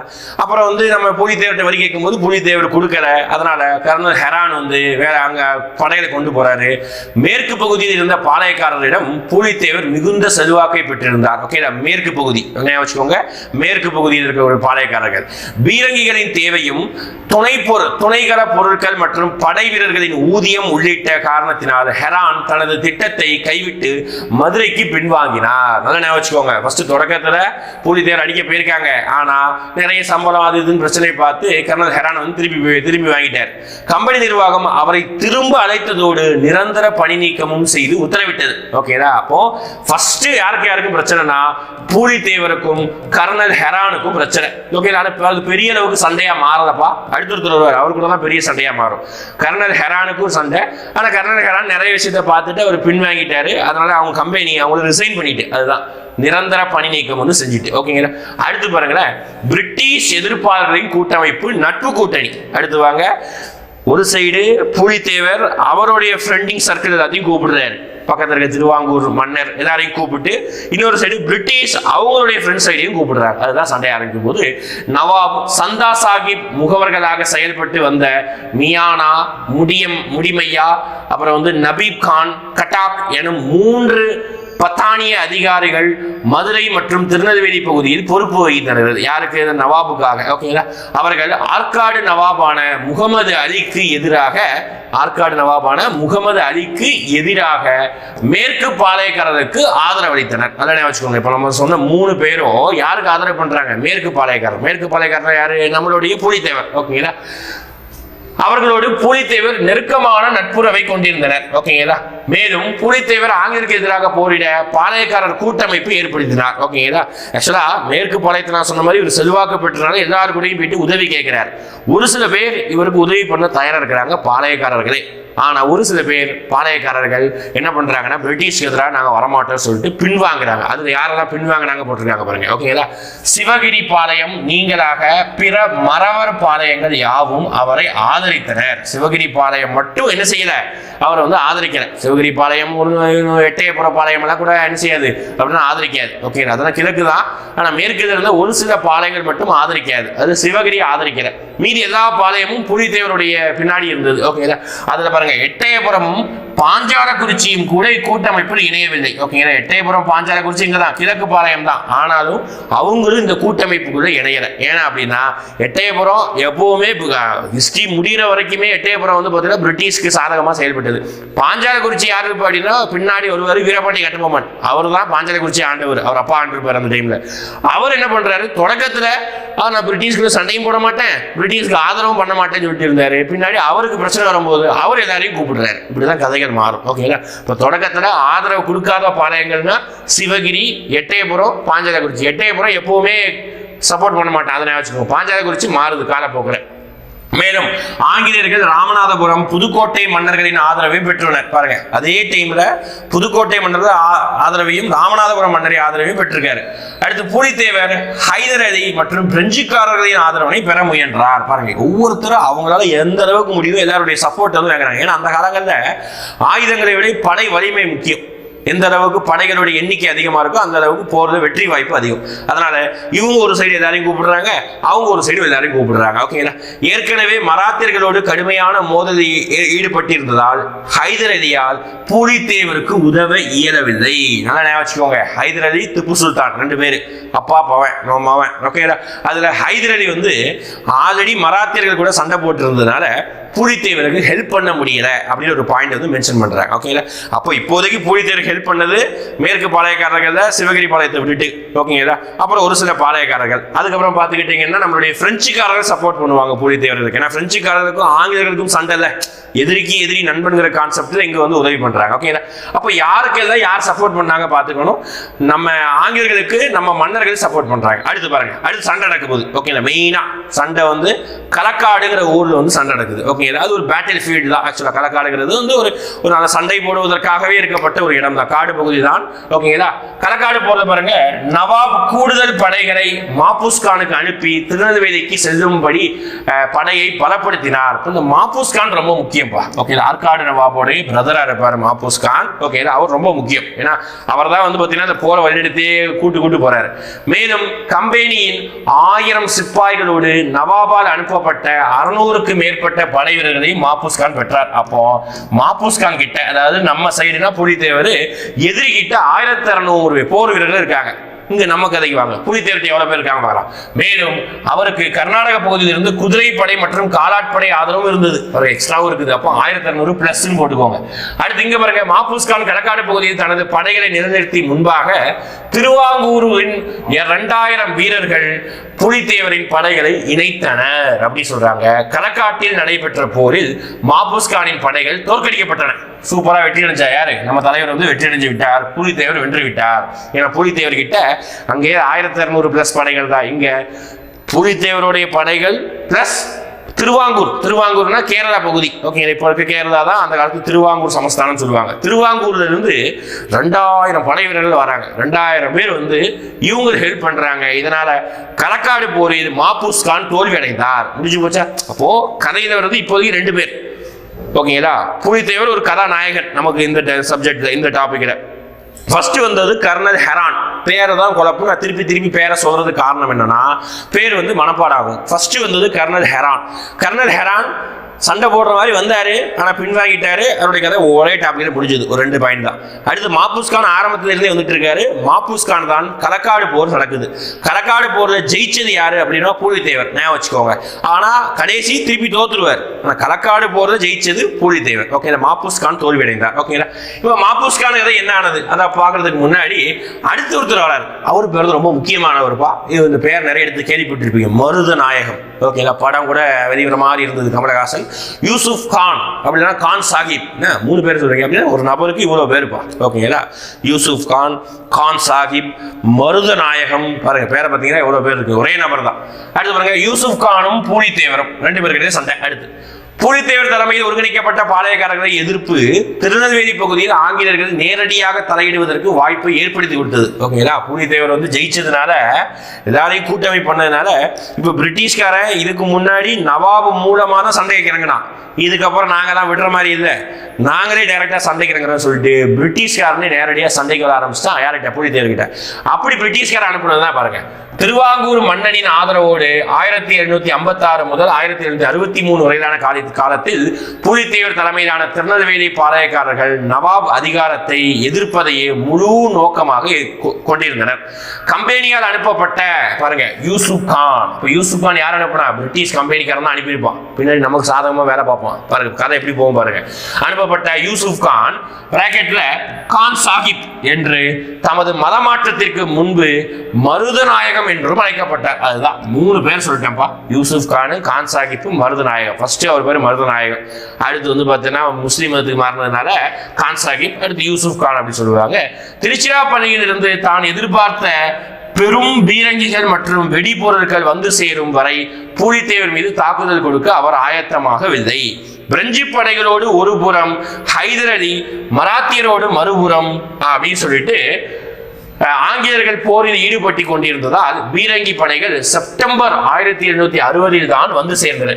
யூசுப் கான் நெற்கட்டும் செவ்வல் கோட்டையை முற்றுகையிடுவதற்காக நடத்திய தாக்குதல் 2 மாதங்கள் நீடித்தது. அப்ப ஞாபகம் வச்சுக்கோங்க, ஊர் பேர் வருது பாருங்க, நெற்கட்டும் செவ்வல். ஓகேங்களா. அப்போ பூலித்தேவருடைய கோட்டைக்கு பேர் தான் நெற்கட்டும் செவ்வல். பாஞ்சாலக்குறிச்சி யாருடைய கோட்டை? வீரபாண்டி கட்டபொம்மனுடைய கோட்டை. ஓகேங்களா. அப்போ 1760 வந்து நெற்கட்டும் செவ்வல் கோட்டை சின்னதுதான். அந்த கோட்டை அப்படியே யூசுப் கான் வந்து முற்றுகையிடுறார். ஓகேங்களா. இப்ப பாருங்க 1761 மே 16 பூலித்தேவருடைய 3 முக்கிய கோட்டைகளான நெற்கட்டும் செவ்வல், வாசுதேவநல்லூர், பனையூர், இது திருநெல்வேலி மாவட்ட மக்களுக்கு ஸ்டூடெண்ட்ஸ்க்கு அந்த ஊர் பேரெல்லாம் கேள்விப்பட்டிருப்பீங்க. அந்த பகுதி எல்லாத்தையும் கைப்பற்றி வச்சிட்டாரு. யாரு? யூசுப் கான் கைப்பற்றி வச்சிட்டாரு. யூசுப் கான் கண்ட்ரோல் வருது பாருங்க. அப்போ களக்காடு போறது என்னதான் பூலித்தேவர் வந்து வீரமா ஜெயிச்சிருந்தாலும் பின்னாடி கான் சாஹிப் என்று அழைக்கப்படக்கூடிய யூசுப் கான் ரொம்ப வலிமை வாய்ந்தவர். ஓகேங்களா. பிரிட்டிஷும் படை நிறைய பீரங்கி படையில அனுப்புறதால ஈஸியா பூலித்தேவர் கிட்ட இருந்த 3 கோட்டைகளை, முக்கியமான கோட்டை அதுவுமே, ஓகேங்களா, எல்லாத்தையும் கைப்பற்றி வச்சாச்சு. ஓகேங்களா. அடுத்து எப்படி போகுது பாருங்க. இதற்கிடையே பாண்டிச்சேரியை கைப்பற்றிய ஆங்கிலேயர்கள் பிரெஞ்சுக்காரர்களை முக்கியத்துவம் முழுவதையும் குறைத்திருந்தனர். இப்போ ஆல்ரெடி பிரிட்டிஷ்காரனுக்கும் பிரெஞ்சுக்காரனுக்கும் சண்டை நடந்ததுனால பிரெஞ்சுக்காரன் நம்ம ஆளுக்கு யாரு? பூலித்தேவருக்கு சப்போர்ட் பண்ணிட்டு இருந்தான். இப்போ பிரெஞ்சுக்காரனே டவுன் ஆயிட்டான். அப்போ பூலித்தேவருக்கு அவனால் சப்போர்ட் பண்ண முடியல. அந்த பாயிண்ட் தான் சொல்ல வராங்க. இதன் விளைவாக பிரெஞ்சுக்காரர்களின் உதவி கிடைக்காது என்று உணர்ந்த பாளையக்காரர்கள் ஒற்றுமை உடைய துவங்கியது. அங்கதான் பிரெஞ்சுக்காரன் ஆயுதம் கொடுக்க நம்மளால ஸ்ட்ராங்கா இருந்துட்டு இருந்தான். பிரெஞ்சுக்காரனே ஐயோ அவனே போயிட்டானே அப்படின்னு சொல்லும் போது பாளையக்காரர்கிட்ட அந்த ஒற்றுமை வந்து விலக ஆரம்பிச்சது. இதையடுத்து திருவாங்கூர், சேத்தூர், ஊத்துமலை, சுரண்டை, இதெல்லாம் ஊர் பேர்ப்பா, இதெல்லாமே பாளையக்காரர்களுடைய ஊர் ஆகிய பகுதிகள் எதிரணிக்கு தங்கள் ஆதரவை அளிக்க தொடங்கினர். பாருங்க, ஒரு 5 பேர், 5 பெரிய கேங். அதுவும் திருவாங்கூர் எவ்வளவு பெரிய கேங், அவங்களே பிரிட்டிஷ் சப்போர்ட் பண்ண ஆரம்பிச்சிட்டாங்க. ஓகேங்களா. அடுத்து தங்கள் ஆதரவை அளிக்க தொடங்கின. கம்பெனியின் நிர்வாகத்திற்கு முறையான தகவல் அளிக்காமல் பாளையக்காரர்களோடு பேச்சுவார்த்தை நடத்திய யூசுப் கான் மீது நம்பிக்கை துரோகம் குற்றம் சுமத்தப்பட்டு 1764 தூக்கிலிடப்பட்டார். முடிஞ்சு போச்சு. ஓகேங்களா. அப்போ யூசுப் கானு ரொம்ப ராஜதந்திரியாக எல்லாரையும் பிளான் பண்ணி கூப்பிட்டு நம்ம பக்கம் இழுத்து நம்ம என்ன பண்ணிடலாம் அப்படின்னு பார்த்தீங்கன்னா நம்ம ஆட்சி பகுதி வந்து கைப்பற்றலாம் அப்படின்னு சொல்லி நினைச்சாங்க. ஆனா இவர் யூசுப் கானு பிரிட்டிஷ்காரர்கிட்ட இன்ஃபர்மேஷன் கொடுக்காம நீ பேசுனது, அதனால 1964 3 வருஷம் கழிச்சு தூக்குல போட்டாங்க. குற்றம் குற்றம் தானே. அதனால யூசுப் கான், கான் சாஹிப், மருதநாயகம் என்று அழைக்கப்பட்ட தூக்குல போட்டாச்சு. புரிஞ்சு போச்சு, வலிமையான முறை போயிட்டாரு. சரி, அப்ப அடுத்து பிரிட்டிஷ் என்ன பண்ண போறான்? அப்ப இந்த கேப்ல இவர் போயிட்டாரு அப்படிங்கிற கேப்ல புலித்தேவர் மேலும் வலிமை அடைகிறார். எதிரி செத்து போயிட்டாங்க, அப்ப மேலும் வலிமை அடைகிறார். என்ன செய்யறாரு பார்க்கலாம். அடுத்து புலித்தேவருடைய வீழ்ச்சி. கான் சாஹிப் காலமானதை தொடர்ந்து நாடிழந்த நிலையில் சுற்றி வந்த புலித்தேவர் திரும்பி வந்து 1764 நெற்கட்டும் செய்வதை கைப்பற்றார். இயர் ரொம்ப முக்கியம்பா. 61 இழந்தார். 1761 இழந்தார். ஓகே, இதை யார்கிட்ட? யூசுப் கான் கிட்ட. அவர் தூக்குல போட்டனால அதே வருஷம் 1764 நெற்கட்டும் செவ்வல் மீண்டும் கைப்பற்றப்பட்டது. இறந்தது 61, மீண்டும் கைப்பற்றப்பட்டது 64, மீண்டும் கைப்பற்றப்பட்டது கேட்பாங்க. முக்கியம் போட்டிருக்கேன், இந்த பாயிண்ட்ல ஞாபகம் வச்சுக்கோங்க. எனினும் 1767 கேப்டன் கேம்பெல் என்பவரால் தோற்கடிக்கப்பட்டார். தப்பி சென்ற அவர் நாடிழந்த நிலையிலே காலமானார். முடிஞ்சு போச்சு. அடுத்து லாஸ்டா பிரிட்டிஷ்காரன் பாக்குறான், என்ன புலித்தேவர் மேலும் மேலும் ஸ்ட்ராங் ஆகிட்டே இருக்க சொல்லிட்டு நம்ம படையில் இருக்கக்கூடிய ஒரு ஆங்கில அதிகாரியை அனுப்புவோம் அப்படின்னு சொல்லிட்டு பின்னாடி வர்றாரு. ஃபர்ஸ்ட் வந்தவர் கேர்னல் ஹேரான். ஓகேங்களா. லாஸ்டா வந்தவர் கேப்டன் கேம்பெல். ஓகேங்களா. இவர் வந்து என்ன பண்றாரு அப்படி பாத்தீங்கன்னா மொத்தத்தையும் புலித்தேவருடைய ஆட்டத்தை எல்லாத்தையும் ஒடுக்கி அவர் வந்து உயிர் தப்பிச்சு போற அளவுக்கு எஸ்கேப் ஆகி போறாரு. கடைசி காடுகளை தெரிஞ்சிருக்காரு, அவர் இறந்து போயிட்டாரு நியூஸ் வருது. அவ்வளவுதான். இதுதான் புலித்தேவருடைய கதை. முடிஞ்சு போச்சா. இதுல புலித்தேவருடைய படையில் இருந்த ஒரு வீரன் தான் ஒண்டி வீரன். பேர்ல இருக்கு பாருங்க, ஒண்டியன் சண்டை போடுவான். அதனாலதான் அவன் பேரு ஒண்டி வீரனே. இன்னைக்கு வரைக்கும் பாத்தீங்கன்னா சவுத் தமிழ்நாடுல ஒண்டி வீரனுடைய பிறந்த நாளுக்கு அவருடைய சிலைக்கு வந்து எல்லா தலைவர்களும், அரசியல் கட்சி தலைவர்கள் எல்லாருமே மாலை போடுவாங்க. புலித்தேவருக்கு போவாங்க, கட்டபொம்மனுக்கு போவாங்க, ஒண்டி வீரனுக்கும் போவாங்க. ஓகேங்களா. ஒண்டி வீரன் புலித்தேவரின் படைப்பிரிவில் ஒன்றனுக்கு தலைமை ஏற்றிருந்தார். ஒரு படைப்பிரிவுக்கு தலைமை இருந்தார். புலித்தேவரோடு இணைந்து போரிட்ட அவர் கம்பெனி படைகளுக்கு பெரும் சேதங்களை ஏற்படுத்தினார். புலித்தேவர் கூட சண்டை போடும் போது பார்த்தீங்கன்னா பிரிட்டிஷ்காரனுக்கு வந்து பெரிய டேமேஜை வந்து ஒண்டி வீரன் சேதப்படுத்தினார். செவிவழி செய்தியின்படி ஒரு போரில் அவரது கை துண்டிக்கப்பட்டதாகவும் அதனால் புலித்தேவர் பெரிதும் வருந்தியதாகவும் தெரிகிறது. ஆனால் ஒண்டி வீரன் எதிரியின் கோட்டையில் தான் நுழைந்து பல தலைகளை கொய்தமைக்காக தமக்கு கிடைத்த பரிசு என்று கூறியுள்ளார். என்ன கதைன்னா, ஒண்டி என்று சண்டை போட்டிருந்தாங்களே, அப்படி சண்டை போடும் போது ஒரு படையில தோற்கடிக்கும் போது, சண்டை நடக்கும் போது ஒண்டி வீரனுக்கு என்ன ஆச்சு, ஒரு கை வந்து போயிடுச்சு. ஓகேங்களா. இதெல்லாம் ரொம்ப வருத்தப்பட்டார். யாரு? நம்ம புலித்தேவர். ஏன்னா அவருடைய ரொம்ப ஃபேவரட்டான ஒரு படைத்தலைவர். வருத்தப்பட்டதோட இதற்கு தெரிஞ்சுக்கிட்ட ஒண்டி வீரன் சொல்றாராமா, நான் பிரிட்டிஷ் படைகளுடைய உள்ள புகுந்து நிறைய தலைகளை வெட்டி சாச்சம்ல, அதுக்கு எனக்கு கிடைச்ச பரிசாக நான் எடுத்துக்கிறேன் அப்படின்னு சொல்றாராமா. ஓகே. அப்போ புலித்தேவருக்கு ரொம்ப நெருங்கி உதவியா இருந்தது யாரு அப்படி பார்த்தீங்கன்னா ஒண்டி வீரன். ரொம்ப ரொம்ப முக்கியமானது, ஞாபகம் வச்சுக்கோங்க. ஓகேங்களா. ரைட். இப்போ ஒண்டி வீரங்கிற நபர் முக்கியம். ரைட். இவ்வளவுதான். இதுதான் புலித்தேவர். இதோட முடிஞ்சது. கடைசி இறந்து போயிட்டாரு. அவர் எப்படி இறந்தாரு, எங்க இறந்தாரு நியூஸ் வரல. போர் தோற்கடிக்கப்பட்டார். முடிஞ்சு போச்சு. புலித்தேவர் நம்ம கதாநாயகன். ஓகே. அவர் எந்த ஊருக்காரரு? நெற்கட்டும் செவ்வல்காரர். ஓகே, ஞாபகம் வச்சுக்கோங்க. ஊர் பேர் ஞாபகம் வச்சுக்கணும். வீரபாண்டிய கட்டபொம்மன், பாஞ்சாலக்குறிச்சி. பாப்பா ஞாபகம் வச்சுக்கோங்க. இங்க புலி சேவல் இந்த மாதிரி வார்த்தை ஞாபகம் வச்சுக்கோங்க. புலிக்கு புலி ஞாபகம் வச்சுக்கோங்க, சேவலுக்கு சேவல் அப்படின்னு ஞாபகம் வச்சுக்கோங்க. அப்போ புலித்தேவர்னா நெற்கட்டும் செவ்வல். அப்ப நெற்கட்டும் செவ்வலுடைய கோட்டை தான் புலித்தேவருடைய கண்ட்ரோல். அவர் யாரு? எந்த ஊருக்காரரு? மேற்கு பாளையம். ஓகே. இதான் யாரு? Pulithevar. First colonel Heron Mahfuz Khan வருவார். ஓகே. அதுக்கப்புறம் ஹெரான் வந்து போயிடுவாரு. அடுத்து மாபூஸ் கான் வராரு. மாபூஸ் கானுக்கும் புலித்தேவருக்கும் களக்காடு போர் நடந்தது. களக்காடு போர் தான் ரொம்ப முக்கியமானது. ஓகேங்களா. அதுல யார் ஜெயிக்கிறா? புலித்தேவர் ஜெயிக்கிறாரு வித் சப்போர்ட் ஆஃப் யாரு? British French Travancore. இது ஒரு களக்காடு போர் ஜெயிச்சிச்சு. அடுத்து திருப்பி இன்னொருத்தர் புதுசா ஒருத்தர் வர்றாரு. அவர் தான் யூனிஸ் கான் அல்லது கான் சாஹிப் அல்லது மருதநாயகம். அவர் வராரு. அவர் வந்து அட்டால்பட்டியா கைப்பற்றாரு. புலித்தேவருடைய 3 கோட்டைகள் கைப்பற்றப்பட்டது.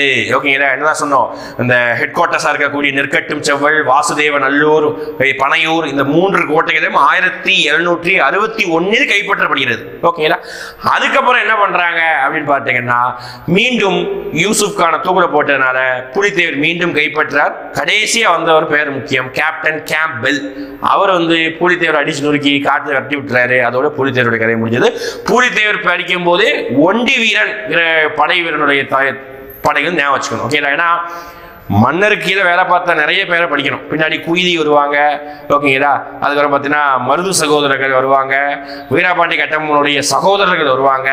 பேர்கள் வந்து மன்னருக்கு இருக்கக்கூடிய நபர்களுடைய பேர் முக்கியம். ஓகேங்களா. அவ்வளவுதான் புலித்தேவர் முடிஞ்சது. புலித்தேவருடைய காலம் பார்த்தீங்கன்னா 1755 அந்த டைம்ல தான் சண்டை ஆரம்பிக்குது. 64 67 மொத்த சண்டையும் முடிஞ்சு போயிடும். ஓகேங்களா, ஒண்டி வீரன் அந்த டைம்ல. ஓகே, முடிஞ்சதா? ரைட். இப்போ அடுத்து பார்க்க போறது வீரமங்கை என்று அழைக்கப்படக்கூடிய வேலு நாச்சியாரை பத்தி பார்க்க போறோம். ஓகேங்களா, இப்போ வேலு நாச்சியார் 1730 இருந்து 1796 வரைக்கும் வேலு நாச்சியார் இருப்பா. ஓகேங்களா, 1730 இருந்து 96 வரைக்கும் வேலு நாச்சியார். ஓகேங்களா, அப்போ 30 பேர் 96 வரைக்கும் இருந்திருப்பாங்க. ரைட். அடுத்து ராமநாதபுரத்தின் அரசர் செல்லமுத்து சேதுபதிக்கு அப்பா பேரு செல்லமுத்து சேதுபதி. எந்த ஒரு பேரு? ராமநாதபுரத்துடைய அரசர். அரச குடும்பத்தின் ஒரே பெண் வாரிசு தான் வேலு நாச்சியார். ஏன்னா ஆண் வாரிசே இல்லை. அதனால அப்பா இந்த பெண்ணை வந்து நல்ல ஆம்பளை மாதிரி வளர்ப்பாங்க. ஓகேவா, இந்த அம்மா வந்து குதிரை சவாரி செய்யும், வால் வித்தை, வளரி வித்தை, ஓகேங்களா, ஏகப்பட்ட மொழிகள் தெரியும். ஓகேங்களா, ஒரு ராஜா மாதிரி, நாட்டு இளவரசர் மாதிரி இருப்பாங்க கோட்டைக்குள்ள. ஓகேங்களா, அப்படி பார்க்கும்போது மன்னருக்கு ஆண் வாரிசு இல்லை. ஓகேங்களா, அரச குடும்பத்தால் பாருங்க, அரச குடும்பத்தால் வளரி வித்தன்னா இந்த ஒரு இந்த படத்துல ரஜினி முருகன் படத்துல காமிச்சிருப்பாங்க. சரி, சிவகார்த்திகேயன் படத்துல காமிச்சிருப்பாங்க. படம் பேர் கரெக்டாக ஞாபகம் இல்லை.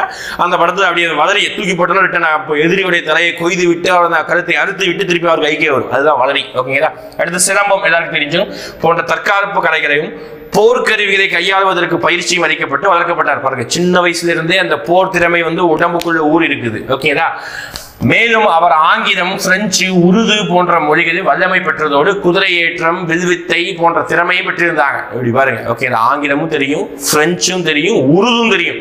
அதனாலதான் நம்ம திப்பு சுல்தான் ஹைதர் அலி கிட்ட உதவி கேட்பாங்க. பிரெஞ்சு தெரிஞ்சாலும் பிரெஞ்சுக்காரங்க கிட்டையும் உதவி விடுவாங்க. ஓகே, தனது 16 வயதில் ஓகேங்களா வேலு நாச்சியார் சிவகங்கை மன்னரான முத்துவடுகநாதரை மணந்து கொள்கிறார். ரொம்ப முக்கியம். ஓகேங்களா, அப்பா பேரு செல்லமுத்து சேதுபதி, கணவர் பெயர் என்னது? முத்துவடுகநாதர். அவர் எந்த நாட்டு மன்னர்? நம்ம சிவகங்கை நாட்டு மன்னர். ஓகேங்களா, சிவகங்கை. அப்பா வந்து ராமநாதபுரம் நாட்டு மன்னர். ஓகேங்களா, மணந்து வெள்ளச்சி நாச்சியார் என்ற பெண் மகளையும் பெற்றெடுத்தார். அப்ப வேலு நாச்சியாருடைய பொண்ணு பேர் என்ன? வெள்ளச்சி நாச்சியார். இப்ப முத்துவடுகநாதர் இடையில இறந்து போயிடுவார். எந்த போர்ல இறந்து போறாரு? அதுதான் முக்கியம். 1772 ஆற்காடு நவாபும் லெப்டினன்ட் கர்னல் ஃபான்ஜோரும் தலைமையிலான கம்பெனி படையில் இணைந்து காளையார் கோவில் அரண்மனையை தாக்கினாங்க. இதனால் மூண்ட போரில் மகளோர் முத்துவடுகநாதர் கொல்லப்பட்டார். முடிஞ்சு போச்சு. முத்துவடுகநாதர் கொண்டுட்டாங்க. அவரு வீரமானவர் தான். ஆனால் ஏதோ போர்ல இவங்க எல்லாம் படையில் வலிமையா இருந்ததுனால முத்துவடுகநாதர் கொல்லப்பட்டார். கொல்லப்பட்ட இடம் எது? காளையார் கோவில். ஓகேங்களா, யார் கொல்லப்பட்டது? நம்ம முத்துவடுகநாதர். யார் கொன்னது? கர்னல் ஃபான்ஜோர். 1772 இயர் பாருங்க. புரியுதுங்களா? அப்புறம் தான். அப்ப இவங்களும் இருந்தா இவங்களே தூக்கி சிறையில போட்டுருவாங்க சொல்லிட்டு அம்மாவும் பொண்ணும் வேலு நாச்சியார் வெள்ளச்சி நாச்சியார் தப்பிச்சு ஓடுறாங்க. தப்பிச்சு ஓடி எங்க போய் பாதுகாப்புல இருக்காங்க? கோபால நாயக்கர் பாதுகாப்பில் திண்டுக்கல் அருகே விருப்பாட்சியில் 8 ஆண்டுகளாக வாழ்ந்து வராங்க. ஏன்னா அங்க இருக்க கூட்டமைப்பு தான் வந்து அவங்களுக்கு சொந்தக்காரங்க தானே. ஓகேங்களா, அது அரசு ரீதியாகவும் சொந்தமா இருக்கிறதுனால வேலு நாச்சியார் கிட்டத்தட்ட 8 வருடமாக குழந்தை வளர்ப்பதிலும் காத்திருந்து மீண்டும் கைப்பற்றுவதற்காக திண்டுக்கல் நாயக்கர் என்று அழைக்கப்படக்கூடிய விருப்பாட்சி நாயக்கர் அவங்களோட சப்போர்ட்ல இருந்திருப்பாங்க. ஓகேங்களா, இருந்து அங்க இருந்து படையில ட்ரெயின் பண்ணிட்டே இருப்பாங்க. சும்மாலாம் இருக்க மாட்டாங்கப்பா. சும்மா அவங்க பாட்டு சோறு கடிச்சு சாப்பிட்டுலாம் இருக்க மாட்டாங்க. இருந்து மீண்டும் சிவகங்கை எப்படியாவது கைப்பற்றணும்னு சொல்லிட்டு விடாப்படியா முயற்சி பண்ணுவாங்க. அதான் 8 ஆண்டு காத்திருக்காங்க. அடுத்து மறைந்து வாழ்ந்த காலத்திலும் வேலு நாச்சியார் ஒரு படைப்பிரிவை உருவாக்கியதோடு கோபால நாயக்கர் மட்டுமல்லாமல் ஹைதர் அலி சொன்னது ஹைதர் அலியோடு கூட்டணி ஏற்படுத்தி கொண்டு வேலு நாச்சியார் சார்பில் ஹைதர் அலிக்கு தளவாய் ராணுவ தலைவர் தாண்டவராயனார் எழுதிய கடிதத்தில் ஆங்கிலேயரை தோற்கடிக்கும் பொருட்டு 5000 காலாட்படைகளையும் 5000 குதிரை படைகளையும் அனுப்பும்படி அவரில் கோரினார். வேலு நாச்சியார் உருது மொழியில் தனக்கு கிழக்கிந்திய கம்பெனியோடு இருந்த பிணக்குகளை கடிதத்தில் விவரித்தார். பாருங்க, உருது மொழி தெரிஞ்சதுனால அந்த அம்மா ஹைதர் அலி முஸ்லீம்ல அவருக்கு உருது தான் தெரியும். உருது வந்து பேசுறாரு. ஓகேங்களா, அப்போ டிமாண்ட் பண்ணிருக்காரு. கொடுத்தாங்களா கொடுக்கலையா பார்க்கலாம். இந்த இடத்துல இந்த விருப்பாட்சி நாயக்கர்னா யாரு? கோபால நாயக்கர் யாரு? அதை பார்க்கலாம். பாருங்க, விருப்பாட்சி பாளையக்காரர். அவர் ஒரு பாளையக்காரர் தான். கோபால நாயக்கர் தலைவராக கொண்ட திண்டுக்கல் கூட்டமைப்பு, திண்டுக்கல் லீக் அப்படின்னு சொல்றாங்க. மணப்பாறையின் லட்சுமி நாயக்கர். இப்ப இந்த பாயிண்ட் ரொம்ப முக்கியம். பொறுத்துக கொஸ்டின் கேட்கலாம். ஓகேங்களா, பொறுத்துக கொஸ்டின் கேட்கலாம். மணப்பாறையின் லட்சுமி நாயக்கரும் தேவனாம்பட்டியின் பூஜை நாயக்கரும் இடம் பெற்றிருந்தனர். தனது நட்பை வெளிப்படுத்தும் விதமாக ஒரு நல்லுறவு குழுவை அனுப்பி வைத்த திப்பு சுல்தானால் கோபால நாயக்கர் ஈர்க்கப்பட்டார். ரொம்ப முக்கியம். ஓகேங்களா, தன்னுடைய நட்புறவை வந்து அனுப்பி வச்ச திப்பு சுல்தானால் கோபால நாயக்கர் ஈர்க்கப்பட்டார். கோயம்புத்தூரை மையமாக கொண்டு பிரிட்டிஷாரை எதிர்த்து வந்த அவர் பின்னாளில் கட்டபொம்மனின் சகோதரரான ஊமைத்துறையோடு இணைந்திருந்தார். அவர் உள்ளூர் விவசாய ஆதரவுடன் ஆனைமலையில் கடும் போர் புரிந்தார். ஆயினும் பிரிட்டிஷ் படைகளால் அவர் 1801 வெற்றி கொள்ளப்பட்டார். ஓகேங்களா, தோற்கடிச்சிட்டாங்க பிரிட்டிஷ்காரங்க. ஓகேங்களா, பாருங்க. அப்ப இதுதான் வந்து பாத்தீங்கன்னா என்ன பண்றாங்க, அவருடைய விருப்பாட்சி நாயக்கரை பத்தி சின்னதா கொடுக்குறாங்க. இதுல வந்து எந்தெந்த ஊருடைய நாயக்கர் பேர் என்ன, மணப்பாறை நாயக்கர் பேர் என்ன, லட்சுமி நாயக்கர், தேவனாம்பட்டி நாயக்கர் பேர் என்ன, பூஜை நாயக்கர், பேர் முக்கியம். ஓகே, 11லையும் இவங்களுடைய பேர் கொடுத்திருப்பாங்க. அப்ப திண்டுக்கல்னா கோபால நாயக்கர், மணப்பாறை அப்படின்னாலே லட்சுமி நாயக்கர், திருச்சி பக்கத்துல இருக்கு. அடுத்து தேவனாம்பட்டி அப்படின்னா பூஜை நாயக்கர். ஓகேங்களா, அப்ப இவங்க எல்லாம் சப்போர்ட் பண்றாங்க. இப்போ மேலும் தன் ஆங்கிலேயரோடு மோதுவதில் தீவிரமாக இருப்பதை தெளிவுபடுத்தினார். யாரு, வேலுநாச்சியார் கதைக்கு வந்திருக்க. ஓகேங்களா, அவர் மன உறுதியை பார்த்து வியந்த ஹைதர் அலி தனது திண்டுக்கல் கோட்டை படைத்தலைவரான சையதிடம் அவருக்கு வேண்டிய ராணுவ உதவிகளை வழங்குமாறு ஆணையிட்டார். பாருங்க, அப்ப ஹைதர் அலி உதவி பண்ணியிருக்கார் யாருக்கு, நம்மளுடைய வேலுநாச்சியாருக்கு. வேலுநாச்சியார் பிரிட்டிஷின் ஆயுதங்கள் குவிக்கப்பட்டிருந்த இடத்தை அறிந்து கொள்ள உளவாளி நியமித்தார். கோபால் நாயக்கர் ஹைதர் அலி ராணுவ உதவியோடு சிவகங்கை மீண்டும் கைப்பற்றப்பட்டது. ஓகேங்களா, மருது சகோதரர்கள் உதவினால் அவர் அரசியாக முடிசூட்டி கொண்டார். ஆக்சுவலா 1780 மீண்டும் கைப்பற்றுவாங்க. அதுலதான் குயிலி என்ற படைப்பிரிவு உண்டு, அதை பத்தி பார்க்கலாம், பின்னாடி வருது. அந்த மதம் என்ன பண்ணும் அப்படின்னு பாத்தீங்கன்னா, ஓடி போய் ஆங்கிலேயருடைய ராணுவ கிடங்கு இருக்கும், குயிலிலே அப்படியே குயில் மாதிரி பறந்து போறாங்கன்னு வச்சுக்கோங்க. குயில் மாதிரி பறந்து போய் ஆங்கிலேயருடைய ராணுவ கிடங்கு, அவங்க உடம்பு ஃபுல்லா வந்து வெடிமருந்து வச்சுட்டு அதை பத்த வச்சுட்டு ஆங்கிலேயருடைய ராணுவ குடோனுக்குள்ள போய் விழுந்து ஆங்கிலேயருடைய ராணுவ ஆயுதங்களை ஃபுல்லாத்தையும் காலி பண்ணிடுவாங்க. அதுதான் குயிலியுடைய திறமை. ஓகேங்களா, இந்திய நாட்டில் பிரிட்டிஷ் காலனிக்கு எதிராக எதிர்த்த முதல் பெண் ஆட்சியாளர் அல்லது அரசி என்ற பெருமை இவருக்கே உரியதாகும். ரொம்ப முக்கியமானது பாருங்க. ஓகேங்களா, இந்தியாவிலே நம்ம தான் ஜான்சி ராணியை பெருமையா பேசுறோம். ஆனா ஜான்சி ராணிக்கு 100 வருஷத்துக்கு முன்னாடியே நம்ம அம்மா ஓகேங்களா வேலுநாச்சியார் வந்து என்ன பண்ணியிருக்காங்க அப்படின்னு பார்த்தீங்கன்னா, தமிழ்நாட்டில் முதல் பெண்மணியாக போராடி இருக்காங்க. ஓகேங்களா, அதுல வேலுநாச்சியாரின் நம்பிக்கைக்குரிய தோழியாக இருந்ததுதான் குயிலி மற்றும் உடையார். குயிலி கதையை நான் சொல்லிட்டேன். ஓகேங்களா, 2 பேரும் தனித்தனி பிரிவு தலைவெடுப்பாங்க.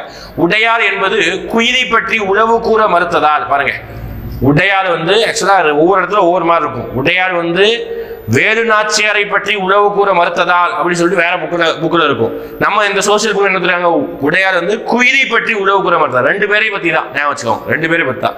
குயிலி பற்றி உளவு கூற மறுத்ததால் கொல்லப்பட்ட மெய்த்தல் தொழில் புரிந்த பெண்ணின் பெயராகும். ஓகே, குயிலி தனக்குத்தானே நெருப்பு வைத்துக் கொண்டு 1780 அப்படியே சென்று பிரிட்டிஷின் ஆயுதங்களை தளவாடங்களை அளித்தார். இது நம்ம பேசுனது. இப்போ இந்த உடையார் வந்து இப்படி பண்ணதுனால வேலுநாச்சியார் என்ன பண்ணுவாங்கன்னா, உடையாருக்கு ஒரு நடுக்கல் வச்சிருப்பாங்க. அந்த நடுக்கலுக்கு தன்னுடைய தாலியை வந்து என்ன பண்ணியிருப்பாங்க, பரிசா வந்து கொடுத்துருப்பாங்க. அந்த நடுக்கலுக்கு வேலுநாச்சியார் வந்து உடையாருக்கு. ஓகே, ஞாபகம் வச்சுக்கணும், கதையெல்லாம் ஞாபகம் வச்சுக்கணும், அங்கங்க வரும். ஓகே, நம்ம ஒரு கோரியா பார்க்குறோம். அப்போ மருது சகோதரர்களை உதவி பண்ணாங்க, திண்டுக்கல் நாயக்கர் உதவி பண்ணாங்க. இதன் மூலமாக வேலுநாச்சியார் மீண்டும் கைப்பற்றி விட்டார். ஓகே, அடுத்து பார்க்கலாமா? அடுத்து ஒரு முக்கியமானவர்ப்பா, வீரபாண்டிய கட்டபொம்மன். ஓகேங்களா, அவர் 9 வருஷம் தான் ஃபைட் பண்ணியிருப்பாரு. அவர் ரொம்ப முக்கியம். இங்கே நிறைய பேர் வரும். வேலுநாச்சியார் டைம்ல பேரே இல்லை, ரொம்ப கம்மியான பேர் தான். கோபால நாயக்கர், அப்புறம் கணவன் பேரு, மருது சகோதரர்கள். ஆனால் இங்கே வந்து நிறைய வரும். தனது தந்தையான கட்டபொம்மனுடைய அப்பா ஜெகவீர பாண்டிய கட்டபொம்மன் இறப்புக்கு பின் பாஞ்சாலக்குறிச்சி பாளையக்காரராக 30வது வயதுல வீரபாண்டிய கட்டபொம்மன் பொறுப்பேற்றார். கம்பெனி நிறுவனங்களான ஜேம்ஸ் லண்டன் மற்றும் கேரின் ஜாக்சன் என்பவர் இவரை அமைதியை விரும்பும் மனம் கொண்டவராக கருதினார். எனினும் தொடர்ந்து நடந்த சம்பவங்கள் கட்டபொம்மனுக்கும் கிழக்கிந்திய கம்பெனிக்கும் மோதல் போக்கை ஏற்படுத்தியது. ஃபர்ஸ்ட் ரொம்ப அமைதியா இருந்திருப்பாரு. யாருக்கு, பிரிட்டிஷ்க்கு ஆதரவாக பண்ணார் சொன்னோம்ல, பாஞ்சாலக்குறிச்சி தான். ஓகேதா, இவருடைய கோட்டை வந்து பாஞ்சாலக்குறிச்சி தான். 1780 கம்பெனியுடன் நவாப் ஏற்படுத்தி கொண்டிருந்த உடன்படிக்கையின்படி மைசூர் திப்பு சுல்தானும் ஆற்காடு நவாப் போர் புரிந்து கொண்டிருந்த போது, ஓகேங்களா, ஆற்காடு நவாப் போர் புரிந்து கொண்டிருந்த போது கர்நாடக பகுதியில் வரி மேலாண்மையும் நிர்வாகமும் பணியின் கம்பெனியின் முழு கட்டுப்பாட்டுடன் கீழ் செல்லும் நிலை ஏற்பட்டிருந்தது. வசூலிக்கப்பட்ட வரியில் 6ல் 1 பங்கு நவாபிற்கும் அவர் குடும்ப பராமரிப்பிற்கும் என ஒதுக்கப்பட்டது. பாருங்க, நல்லா கவனிச்சுக்கோங்க. ஓகே, 6ல் 1 பங்கு. அடுத்து நம்ம கலெக்டர் ஜாக்சன் சொன்னோம்ல, அவருக்கும் வீரபாண்டிய கட்டபொம்மனுக்கும் பிரச்சனை வருது. ஓகேங்களா, ஜாக்சனுடன் ஏற்பட்ட மோதல். கட்டபொம்மனிடமிருந்து வசூலிக்க வேண்டிய நிலவரி நிலுவையான 1798ஆம் ஆண்டு 3310 பகோடாக்கள் இருந்தது. இது ரொம்ப முக்கியமானது, ப்ரீவியஸ் இயர்ல கேட்டிருக்காங்க. 3300 பகோடா. பகோடாங்கிறது வந்து ஒரு வகையான நாணயம், விஜயநகர ஆட்சியில் நடைமுறையில் இருந்தது. ஓகேங்களா, அப்போ நம்ம பேசுன மாதிரி ஆல்ரெடி வந்து வீரபாண்டிய கட்டபொம்மன் கிட்ட கொடுத்தது ஆங்கிலேயர்கள் தான். அப்ப அந்த ஆங்கிலேயர்களுக்கு இவர் நிலவரி கொடுக்கணும்ல, வசூலுக்கு ரொம்ப அதிகமான தொகை இருந்தது, 3310 பகோடா. அப்ப இவ்வளவு இருந்ததுனால ஜாக்சன் என்ன பண்ணார் அப்படி பார்த்தீங்கன்னா, அவரை வந்து ராமநாதபுரத்துல வந்து மீட் பண்ண சொன்னார். யார? கட்டபொம்மனை வந்து ஜாக்சன் வந்து ராமநாதபுரத்துல வந்து தன்னை சந்திக்குமாறு ஆணை பிறப்பித்தார். ஆனால் கட்டபொம்மன் மேற்கொண்ட முயற்சிகள் பலனளிக்காததனால் குற்றாலம், ஸ்ரீவில்லிபுத்தூர் ஆகிய 2 இடங்களையும் ஜாக்சன் வந்து சந்திக்க முற்பட்டார். அந்த காலத்துல குற்றாலத்துக்கெல்லாம் வந்து நிறைய அதிகாரிகள் மாசம் போயிட்டு வருவாங்க. ஓகேங்களா? அப்படி போகும்போது மீட் பண்ண ட்ரை பண்ணியிருக்காரு, ஆனா அனுமதி கொடுக்கல. இறுதியாக 1798 செப்டம்பர் 19ஆம் அன்று அனுமதித்தலின் பெயரில் கட்டபொம்மன் ராமநாதபுரத்தில் ஜாக்சனை சந்தித்தார். ஆவணத்தின் மொத்த உருவமாக திகழ்ந்த ஜாக்சனின் முன்பு கட்டபொம்மன் 3 மணி நேரம் நிற்க வைக்கப்பட்டதாக சொல்லப்படுகிறது. பாருங்க, இப்படி 3 மணி நேரம் கட்டபொம்மனை நிக்க வச்சு வந்து இன்சல்ட் பண்ணிருக்காரு. ஆபத்தை உணர்ந்த கட்டபொம்மன் தனது அமைச்சரான சிவசுப்பிரமணியன், ரொம்ப முக்கியமான பெயருப்பா, கட்டபொம்மனுடைய பெயரு, கட்டபொம்மனுடைய தம்பிகள் பெயரு, அமைச்சர் பெயரு கேட்பாங்க. சிவசுப்பிரமணியனுடன் தப்பி செல்ல முயன்றார். உடனடியாக ஊமைத்துறை தனது ஆட்களோடு கோட்டைக்குள் நுழைந்து கட்டபொம்மன் தப்ப உதவினார். ரொம்ப முக்கியம். ஓகேங்களா? ஊமைத்துறை என்ன பண்ணியிருக்காரு? தம்பி வந்து இல்லப்பா தம்பி ஊமைத்துறை வந்து தனது ஆட்களோடு கோட்டைக்குள் நுழைந்து கட்டபொம்மன் தப்ப உதவினார். ராமநாதபுரம் கோட்டை வாசலில் நடந்த மோதலில் லெப்டினன்ட் கிளார்க் உள்ளிட்ட சிலர் கொல்லப்பட்டனர். சிவசுப்பிரமணியர் கைது செய்யப்பட்டு சிறையில் அடைக்கப்பட்டார். ஓகேங்களா? தம்பி 2 பேருப்பா, ஊமைத்துறை, செவத்தையா 2 பேர். அதுல ஊமைத்துறை வந்து கேட் வாசல் வரைக்கும் வந்து தப்பிச்சு போறதுக்கு ஹெல்ப் பண்ணிருப்பாரு. சிவசுப்பிரமணியன் வந்திருப்பாரு, ஆனா சிவசுப்பிரமணியன் கூட வந்ததுனால சிவசுப்பிரமணியன் தப்பிக்க முடியாதனால சிவசுப்பிரமணியன் அரெஸ்ட் பண்ணிருப்பாங்க. ஓகேங்களா? இதுதான் கட்டபொம்மன் நடந்த கதை. மீண்டும் மதராஸ் ஆட்சிக்குழுவின் முன்பு ஆஜராகிறார். ஓகேங்களா? அதுக்கப்புறம் கேஸ் பெருசாகுது.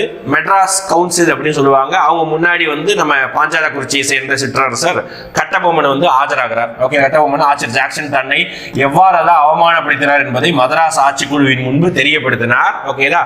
அந்த மதராஸ் ஆட்சிக்குழு யாரெல்லாம் இருந்தாங்கன்னு சொல்றா பாருங்க. அந்த குழுவுல வில்லியம் பிரவுன், வில்லியம் ஓரம், ஜான் காசா மேஜர் ஆகியோர் அடங்கிய குழுவின் முன்பாக ஆஜராகும்படி கட்டபொம்மனை பணித்தது.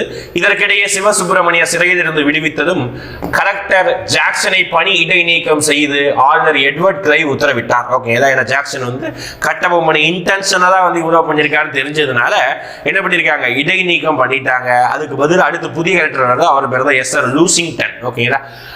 கட்டபொம்மன் ஆஜராகி ராமநாதபுரத்தில் நிகழ்ந்த வெற்றார விளக்கினார். கட்டபொம்மன் குற்றவாளி அல்ல என்று குழு முடிவு செய்தது. ஜாக்சன் நிரந்தர பணி நீக்கம் செய்யப்பட்டு அவரது இடத்தில் புதிய ஆட்சியர், ரொம்ப முக்கியமான பெயரு, எஸ்.ஆர். லூசிங்டன். முக்கியம். ஓகேங்களா? லூசிங்டன் வந்து ரீப்ளேஸ் பண்ணியிருக்காங்க. கட்டபொம்மனும் நிலுவைத் தொகையில் மொத்தம் இருந்தக்கூடிய 3310 நிலுவைத் தொகையில் 1080 பகோடாக்கள் நீங்களாக பிற நிலுவைத் தொகையை செலுத்தினார். ஓகேங்களா? மீதி இன்னும் ரிமைண்டிங் வந்து ஒரு 1080 பகோடா மிச்சம் வச்சிருந்தார். மீதி எல்லா தொகையும் கட்டபொம்மன் செலுத்திட்டாரு.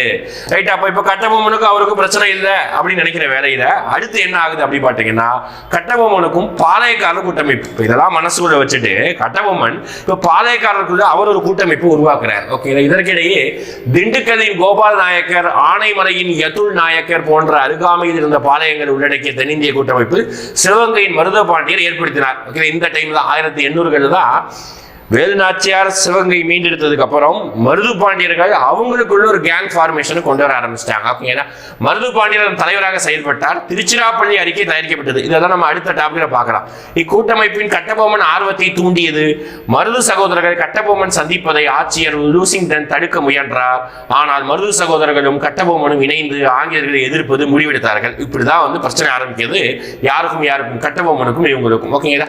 இந்த இடத்துல சிவகிரியை நோக்கி கட்டபொம்மன் முன்னேறினார். ஆனால் சிவகிரி பாளையம் கம்பெனிக்கு கப்பம் கட்டி வந்தது. நான் சொன்னது ஆல்ரெடி பூலித்தேவர் டைம்லேயே சிவகிரி வந்து பிரிட்டிஷ் தான் சப்போர்ட். ஓகேங்களா? அதனால் கட்டபொம்மனின் சிவகிரி நோக்கிய படை நகரவை தங்களுக்கு விடப்பட்ட சவாலாக கம்பெனி கருதினர். கம்பெனி தனது படைகளை திருநெல்வேலி நோக்கி செல்ல உத்தரவிட்டது. ஓகேங்களா? ரைட். இப்போ அடுத்து பாஞ்சாலக்குறிச்சி முற்றுகையின்றாங்க. யாரு? கம்பெனி. ஓகேங்களா? பாஞ்சாலக்குறிச்சி யாருடைய பிளேஸ்? கட்டபொம்மனுடைய கோட்டை. அங்க எப்படி நெற்கட்டும் செப்பல் பூலித்தேவரோடதோ அதே மாதிரி பாஞ்சாலக்குறிச்சி கட்டபொம்மனுடையது. ஓகேங்களா?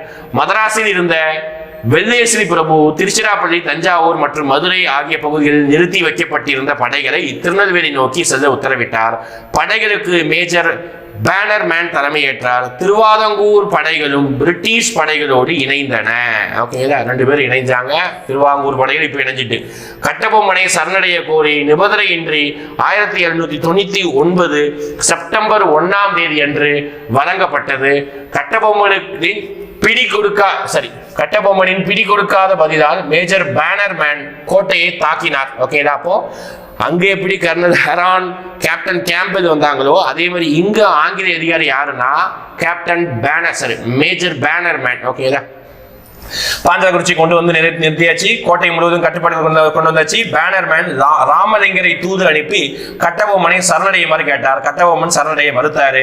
அதனால கோட்டையோட ரகசிய அனைத்தையும் ராமலிங்கர் சேகரித்து அப்படி இப்படின்னு சொல்லிட்டு கோட்டைக்குள்ள இருந்து தப்பிச்சு வெளியே பார்க்கிறாரு. இத கோலார்பட்டியில் நடைபெற்ற மோதலில் சிவசுப்பிரமணியர் மீண்டும் கைது செய்யப்படுகிறார். அமைச்சர் தான் சிவசுப்பிரமணியர். இதுதான் பாஞ்சாலக்குறிச்சி கோட்டை. ஓகே, இன்றைக்கும் இது வந்து நம்ம சுத்தி பார்க்கலாம். அந்த அளவுக்கு முக்கியமான கோட்டை தான். அப்புறம் கட்டபொம்மன் புதுக்கோட்டை தப்பி சென்றார். புதுக்கோட்டை தப்பி சென்ற கட்டபொம்மன் அவரது புதுக்கோட்டை மன்னர் ஆல்ரெடி பார்த்தோம், பிரிட்டிஷ்க்கு ஆதரவு. அதனால அவர் கூட இவர் சேர்ந்துக்குவாரு. ஓகேங்களா, எட்டயபுரம் புதுக்கேட்டை அரசர்கள் துரோகம் இழைக்கப்பட்டு கட்டபொம்மன் இறுதியில் பிடிபட்டார். சிவசுப்பிரமணியன் நாகலாபுரத்தில் செப்டம்பர் 13 அன்று தூக்கிலிடப்பட்டார். ரொம்ப முக்கியம். ஆக்சுவலா இந்த டாபிக்ல யார் யார் எங்கெங்க தூக்கிலிடப்பட்டாங்க முக்கியம். சிவசுப்பிரமணியன் எங்கு தூக்கிலிடப்பட்டார், ஓமை தோயரை சவத்தைய எங்கு தூக்கிலிடப்பட்டார், கட்டபொம்மன் எங்கு தூக்கிலிடப்பட்டார் முக்கியம். அப்ப நாகலாபுரத்துல சிவசுப்பிரமணியன் தூக்கிலிடப்பட்டார். கிழக்கு பாளையம் நாகலாபுரம். ஓகேங்களா, பேனர்மேன் விசாரணை என்ற பெயரில் ஒரு கேலி கூத்தை பாளையக்காரர்கள் முன்பாக அக்டோபர் 16 அன்று அரங்கேற்றினார். அக்டோபர் 16 விசாரணை நடக்குது கட்டபொம்மனை வச்சு. விசாரணையின் போது கட்டபொம்மன் தன் மீது சுமத்தப்பட்ட அனைத்து குற்றச்சாட்டுகளையும் ஏற்றுக்கொண்டார். திருநெல்வேலிக்கு மிக அருகில் உள்ள கயத்தாறு அப்படிங்கிற ஒரு பிளேஸ் இன்றதும் இருக்குது. அங்கு ஒரு கோட்டை, பழைய கோட்டைக்கு முன்பாக இருந்த புளிய மரத்தில் சக பாளையக்காரர்களின் முன்னிலையில் கட்டபொம்மன் தூக்கிலிடப்பட்டார். அடுத்த நாள் அக்டோபர் 17 1799. இந்த டேட் வந்து நிறைய இடத்துல கன்ஃபியூஸ் ஆகும். ஒரு இடத்துல 16 இருக்கும், ஒரு இடத்துல 17 இருக்கும். நீங்க 17 ஃபாலோ பண்ணிக்கோங்க. அக்டோபர் 17 1799 புளிய மரத்தில் கயத்தாறு என்ற கோட்டையில தூக்கிலிடப்பட்டார். இவ்வாறு போற்றுதலுக்குரியவராக திகழ்ந்த பாஞ்சாலக்குறிச்சியின் பாளையக்காரர் கட்டபொம்மனின் வாழ்க்கை முடிவுற்றது. அவர் மீது புனையப்பட்ட நாட்டுப்புற பாடல்கள் பலவும் அவரது நினைவை மக்களிடையே உயிர்ப்புடன் தக்க வைத்துக் கொள்கின்றன. எஸ், கட்டபொம்ம கதை பாடல்கள் அப்படின்னு சொல்லிட்டு நீங்க 6th 7th புக்கு தமிழ் புக்கில் எடுத்து பார்த்தீங்கன்னா அது இருக்கும். ஓகேங்களா, அவங்க அம்மா பேர் வந்து இருக்கும். இதெல்லாம் வந்து கதை பாடலா இருக்கும். ஓகேங்களா, இதுதான் வந்து கட்டபொம்மனை பற்றிய டாபிக். ஓகேங்களா, அப்ப ரீகேப் சொன்னா கட்டபொம்மன் பாஞ்சாலக்குறிச்சியை சேர்ந்தவர். தொடக்கத்துல அவங்க பிரிட்டிஷ்க்கு ஆதரவா இருக்காங்க. அப்பா பேர் ஜெகவீர பாண்டிய கட்டபொம்மன். ஓகேடா, இந்த மாதிரி தான் இருக்குது. தொடக்கத்தில் பிரிட்டிஷ்க்கு ஆதரவா இருந்தாலும் பின்னாட்களில் பிரிட்டிஷ்க்கும் அவருக்கும் இடையிலே மோதல் ஏற்படுது. அது மெயினா ஜாக்சன் அவர் தான் ராமநாதபுரத்தில் வந்து மீட் பண்ண சொல்றாரு. 3310 பகோடாக்கள் பாக்கி. அப்புறம் மெட்ராஸ் கவுன்சிலில் ஆஜராகிறாரு. கட்டபொம்மன் அவருடைய சூழ்நிலையை சொல்றாரு. அதனால பெண்டிங் 1080 பகோடா மட்டும் பெண்டிங் வச்சுட்டு மீதி எல்லாத்தையும் செலுத்திடுவார். ஓகேங்களா, இதுதான் கதை. அதுக்கப்புறம் அவங்களுக்கு இடையே மோதல் ஏற்பட்டாங்க. கட்டபொம்மனுக்கும் மேஜர் பேனர்மேன் அவருக்கு இடையில போட்டி ஏற்படுது, சண்டை ஏற்படுது. அதில் தூக்கில் போட்டுறாங்க. தூக்கிலிடப்பட்ட டேட்டு, எந்த ஊர்ல, அதே மாதிரி அவருடைய அமைச்சர் பேர் என்ன, தம்பிங்க பேர் என்ன, இதெல்லாம் பார்த்து வச்சுக்கோங்க. ஓகேங்களா, அம்மா பேரு ஜக்கம்மா அப்படின்னு சொல்லுவாங்க. அது நமக்கு கிடையாது, தமிழ்ல இருக்கும். ஓகேங்களா, அடுத்து நம்ம யாரை பார்க்க போறோம் அப்படின்னா மருது சகோதரர்களை பார்க்க போறோம். ஓகேங்களா, மருது சகோதரர்கள், அடுத்து வேலூர் கழகம், தீரன் சின்னமலை, வேலூர் கழகம் தான். இந்த 2 டாபிக்குமே பார்த்தீங்கன்னா அடுத்த பார்ட் வீடியோல இருக்கும். நான் உங்களுக்கு மேப் காமிக்கிறேன்னு சொன்னோம்ல, இது என்ன மேப் அப்படி பாட்டு, இதுதான் மேப். ஓகேங்களா, இந்த கிழக்கு பாளையம், மேற்கு பாளையம் இதெல்லாம் சொன்னோம்ல. கிழக்குனா இந்த மேப்ல அப்படி இந்த சைடு தான் கிழக்கு. ஓகேங்களா, அப்படி கிழக்கு பகுதி பார்க்கும்போது நம்ம சொன்னது நாகலாபுரம், எட்டயபுரம், பாஞ்சாலக்குறிச்சி. ஓகேங்களா, இதெல்லாமே கிழக்கு பாளையம். ஓகேங்களா, அதே இது மேற்கு பாளையம் எடுத்துக்கிட்டீங்கன்னா நம்ம சொன்னது வந்து இதுல வரல. மேற்கு பாளையங்களா இருக்கக்கூடியது வந்து பாத்தீங்கன்னா இந்த சைடு இருக்கும், அப்படி இந்த சைடு இருக்கக்கூடியது. ஓகேங்களா, சேத்தூர் இதெல்லாம் வந்து மேற்கு பாளையங்கள். இது நம்ம கதையில வரக்கூடிய காளையார் கோவில் ஞாபகம் இருக்கா, பேட்டில் 1772. ஓகே, ஞாபகம் இருக்குன்னு நினைக்கிறேன், பேட்டில். அடுத்து வந்து பாத்தீங்கன்னா ராமநாதபுரம். ஓகேங்களா, சிறுவையில் தான் பின்னாடி வரும். ஸ்ரீவில்லிபுத்தூர் மீட் பண்ண போவார். இதெல்லாம் டாபிக் படிச்சிருப்போம். திண்டுக்கல் விருப்பாச்சி நாயக்கர் இதெல்லாம் பார்த்து படிச்சிருப்போம். சிறுவையில், கயத்தாறு, திருநெல்வேலி, களக்காடு போர், நம்ம பூலித்தேவர் டைம்ல. ஓகேங்களா, இதெல்லாம் பார்த்துருக்கோம். அப்ப இந்த பாட்டுல நம்ம பாளையக்காரர்கள்னா யாரு, அதுக்கப்புறம் பூலித்தேவர் பத்தி பார்த்திருக்கோம், வேலுநாச்சியரை பத்தி பார்த்தோம், கட்டபொம்மனை பத்தி பார்த்திருக்கோம். ஓகே, ஒரு 4 டாபிக்கா பார்த்திருக்கோம். ரிமைண்டர் இருக்கக்கூடிய மருது சகோதரர்கள், தீரன் சின்னமலை, வேலூர் புரட்சி, இது எல்லாத்தையும் அடுத்த பாட்டு வீடியோல பார்க்க போறோம். கடைசியா ஒரு 5 கொஸ்டின் கேட்கறதுன்னா அந்த 5 கொஸ்டினுக்கு கமெண்ட் செக்ஷன்ல பதில் சொல்லுங்க. வீடியோ பார்த்திருந்தீங்கன்னா இந்த கொஸ்டினுக்கு ஈஸியா நீங்க ஆன்சர் பண்ணிடலாம். ஓகே, ஃபர்ஸ்ட் கொஸ்டின், பாளையக்காரர்கள் மொத்தம் எத்தனை? அது மேற்கு பாளையம் ஏதாவது 2 வந்து கமெண்ட் பண்ணுங்க. பாளையக்காரர்கள் மொத்தம் எத்தனை, இது மேற்கு பாளையம் ஏதாவது 2 கமெண்ட் பண்ணுங்க. ஒரு கொஸ்டின். ரெண்டாவது கொஸ்டின், பூலித்தேவர். ஓகேதா, பூலித்தேவர் கூட ஒருத்தர் சண்டை போட்டிருப்பாரு. சண்டை போட்டு அந்த சண்டையில வந்து எதிர்த்தரப்பால் நல்லா வெற்றி பிடிச்சிருப்பார். அவருக்கு மொத்தம் 3 பெயர்கள் உண்டு அப்படின்னு சொல்லியிருப்பேன். அந்த பெயரெல்லாம் என்னங்கிறத கமெண்ட் பண்ணுங்க. ஓகேங்களா, ரைட். அடுத்து மூன்றாவது கேள்வி, வேலு நாச்சியார். வேலு நாச்சியாருக்கு படைப்பிரிவின் தலைவி அப்படின்னு சொல்லிட்டு ஒரு பெண்மணி உண்டு. அந்த பெண்மணி தான் வந்து பிரிட்டிஷோடைய ராணுவ கிடங்க வந்து டேமேஜ் பண்ணியிருப்பாங்க. அந்த பெண்மணியின் பெயர் என்ன? மூன்றாவது கொஸ்டின் கமெண்ட் பண்ணுங்க. அடுத்து நான்காவது கொஸ்டின் நம்மளுடைய கட்டபொம்மன்ல இருந்து கேட்கலாம். ஓகேங்களா, வீரபாண்டிய கட்டபொம்மனை பொறுத்த வரைக்கும் வீரபாண்டிய கட்டபொம்மனுடைய கோட்டை பகுதி எது? ஓகேங்களா, அவங்க எந்த கோட்டையை சேர்ந்தது? கமெண்ட் பண்ணுங்க. அஞ்சாவது கொஸ்டின், பாளையக்காரர் என்ற முறை தமிழ்நாட்டில் வரதுக்கு முன்னாடி எந்த ஊர்ல எந்த ராஜ்யத்துல இருந்தது?